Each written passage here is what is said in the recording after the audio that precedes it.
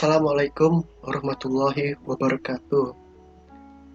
Saya membuat video ini bertujuan untuk menyelesaikan tugas bahasa Indonesia sesi 5, materi berbicara formal.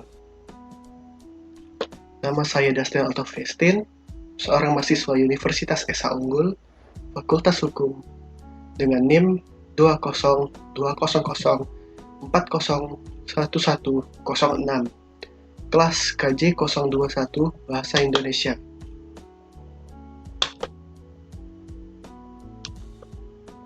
Dalam video ini saya akan mempresentasikan tentang hukum.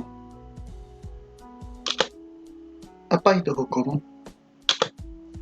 Secara umum, pengertian hukum merupakan sistem norma dan aturan untuk mengatur perilaku manusia. Hukum dapat berupa aturan yang tertulis ataupun tidak tertulis, yang bertujuan untuk mengatur masyarakat, mencegah terjadinya kekacauan atau perselisihan, mewujudkan ketertiban dan keadilan. Dengan diberlakukannya hukum, maka tingkat kejahatan akan berkurang.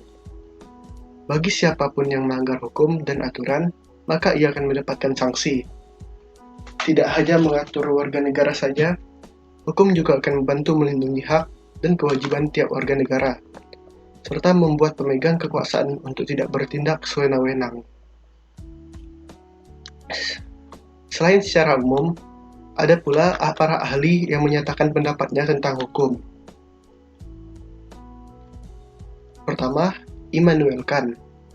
Hukum menurut pendapat Immanuel Kant yaitu segala macam aturan yang dibatasi oleh hak orang lain, sehingga setiap orang wajib menghargai hak dan kewajiban orang lain. Kedua adalah Plato.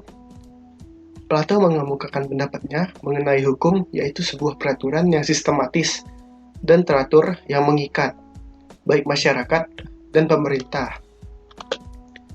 Selanjutnya ada Profesor Dr. Van Kant.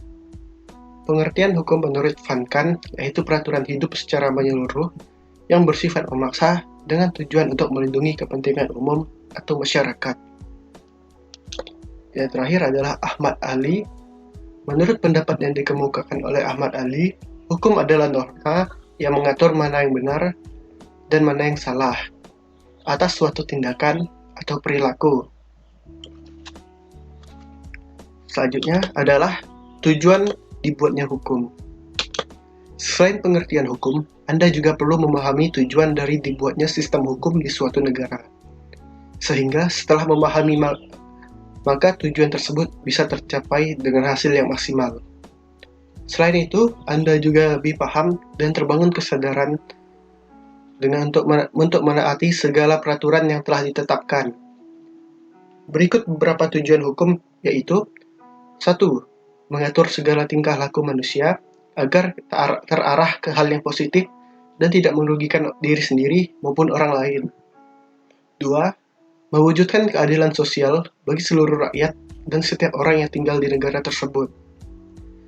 3. Membangun kesadaran dari setiap orang tentang pentingnya sistem hukum yang berlaku di negara tersebut. Setelah tujuan, maka saya akan menjelaskan tentang pembuatan hukum. Dalam pembuatan hukum terdapat faktor-faktor penting. Dalam kehidupan bernegara, hukum adalah seperangkat aturan yang dibuat oleh lembaga negara yang membuat hukum melalui otoritas negara. Faktor penting dari pembuatan hukum tersebut adalah 1. Diperlakukan otoritas atau kewenangan negara. 2. Hanya institusi tertentu yang dapat membuat hukum termasuk undang-undang. 3. Lembaga yang membuat hukum telah diberi wewenang untuk melakukannya. 4. Terdapat sanksi bagi yang melanggar hukum. 5. Sanksi dijatuhkan oleh pihak yang diberi otoritas atau kewenangan oleh negara. Hukum memiliki bidang-bidang seperti yaitu hukum pidana. Hukum pidana merupakan hukum yang mengatur mengenai tindakan atau perilaku yang melanggar kepentingan umum. Apabila seseorang melakukan kejahatan atau pelanggaran, maka akan mendapatkan sanksi atau ancaman hukuman. Hukuman pidana melibatkan badan dan peraturan perundang-undangan negara, serta kepentingan hukum setiap manusia.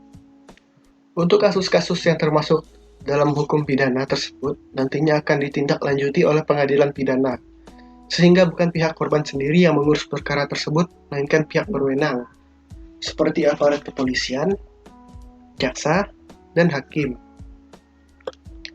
Hukum perdata. Hukum perdata merupakan seperangkat kaidah atau norma yang mengatur kepentingan perseorangan.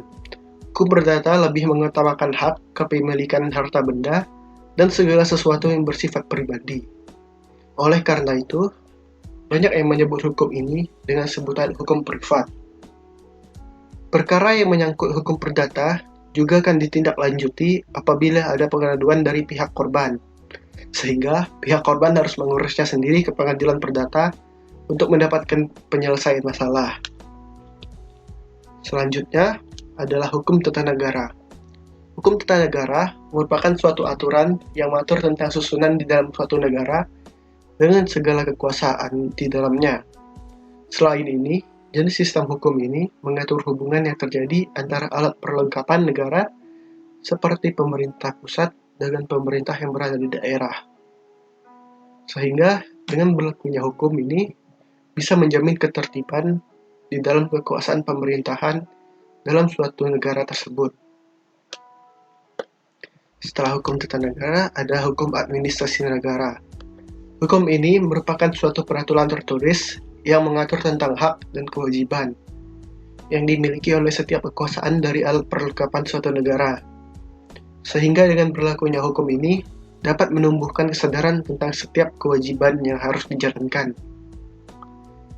Selain itu, ketika memberi suatu pekerjaan dan kewajiban pada masing-masing kekuasaan, tetap harus memperhatikan hak yang dimiliki setiap orang. Hal ini juga bertujuan untuk mewujudkan keadilan bagi setiap orang yang berada di dalam negara tersebut, tanpa membedakan dari tingkat kekuasaannya. Selanjutnya adalah pengertian hukum bisnis. Hukum bisnis merupakan peraturan tertulis yang dibuat oleh pemerintah yang bertujuan untuk mengawasi, mengatur, dan melindungi seluruh kegiatan yang berkaitan dengan bisnis. Tujuan dari hukum bisnis yaitu untuk melindungi pelaku usaha ekonomi, mewujudkan bisnis yang aman dan adil, dan menjamin keamanan mekanisme pasar agar bisa berjalan secara lancar dan efisien. Pengertian hukum internasional. Pengertian hukum internasional yaitu bagian dari hukum yang bertujuan untuk mengatur segala aktivitas dan entitas dalam ranah internasional. Hukum internasional mengatur kehidupan masyarakat internasional, yaitu hubungan antar anggota masyarakat bangsa-bangsa.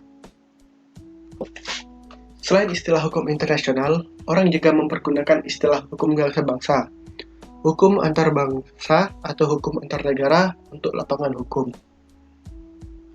Setelah kita mengetahui bidang-bidang hukum tersebut, selanjutnya adalah hukum di Indonesia. Indonesia merupakan negara hukum. Ini tertuang dalam Undang-Undang Dasar 1945, Pasal 1, Ayat 3, yang berbunyi negara Indonesia adalah negara hukum.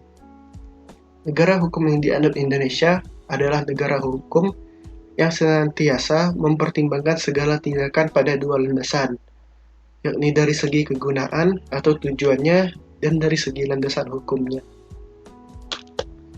Hukum di Indonesia merupakan campuran dari sistem hukum Eropa, hukum agama, dan hukum adat.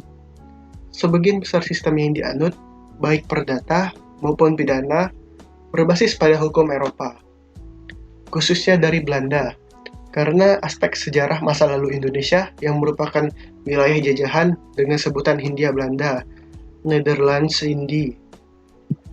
Hukum agama karena sebagian besar masyarakat Indonesia menganut Islam. Maka dominasi hukum atau syariat Islam lebih banyak terutama di bidang perkawinan, kekeluargaan, dan warisan. Selain itu, di Indonesia juga berlaku sistem hukum adat yang diserap dalam perundang-undangan atau jurisprudensi, yang merupakan penerusan dari aturan-aturan setempat dari masyarakat dan budaya-budaya yang ada di wilayah Nusantara. Sekian presentasi hukum dari saya. Untuk perhatian dan waktunya, saya ucapkan terima kasih. Waalaikumsalam warahmatullahi wabarakatuh.